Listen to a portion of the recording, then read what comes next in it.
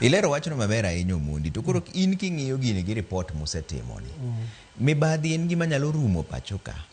Tang'o miyo omoko malich kama. En chike mok ti koso jopiny ong'iyo kode ma koro chalo gima nyaka tim. Kaka nakuongo chako wacho, ochal ka tuo. To en tuo mosemako amaka ng'ata ng'ata. To iyudo niya, jopiny nyalo tieko wach mibadhi kantiere e yie, iluongo ni political willingness, political will.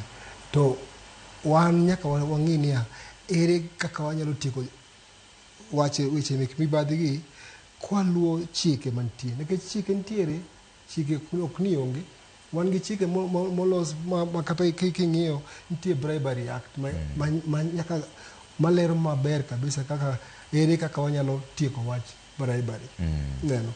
Iyudo nitie anti-corruption and economical act, chike mag anti-corruption ntiere. Ineno. Koro iyudo ni chike go nitie lakini ok luwogi.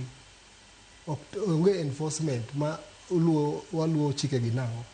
To kata kamano, kiweri gi weche mek chike, wan gi institutions ma oket kabisa. Kata king'iyo chike madongo mag piny, the constitution mar Kenya, king'iyo chapter 6 mawuoyo wach leadership and integrity, omiyo thuolo maber mayango alera ni nitiere commission moket kanyo ma nyaka tije en ma chungo kata prevent weche mag mibadhi.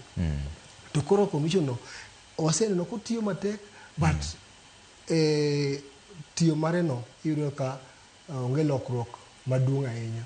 Lokruok nitie lakini matin. Koro nyaka wang'i kaka wan jo Kenya, ang'o miyo nyalo timo.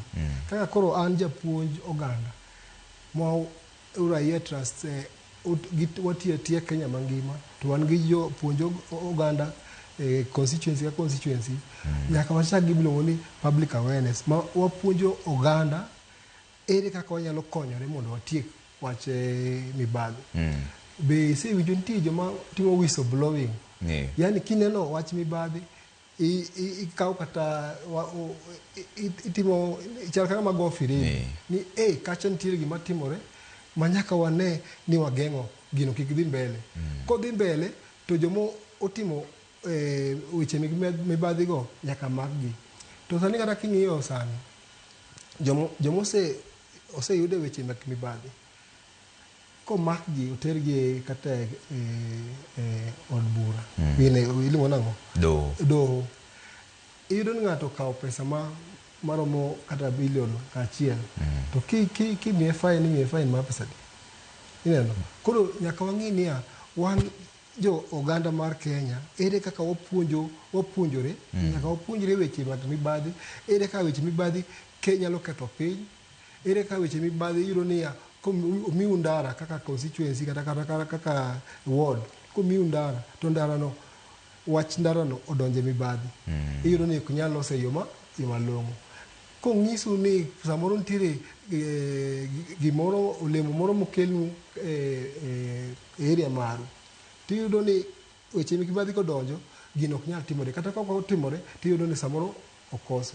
Tiyudo ni pesa mang'eny sani piny marwa mar Kenya kae, kigolo jomondik tich gi jomoko machulo tax pile ka pile, en pesa mang'eny donge. To mano nyiso ni nyaka wabed gi nafas ma yudo services e yo madwarore. Lakini yudo ni weche mibadhi pesa mang'eny olal. To kata kisechako ng'iyo weche mibadhi chakre chon, kikwano gi ng'eny mag piny kata moko mag county, iyudo ni ging'eny kabisa.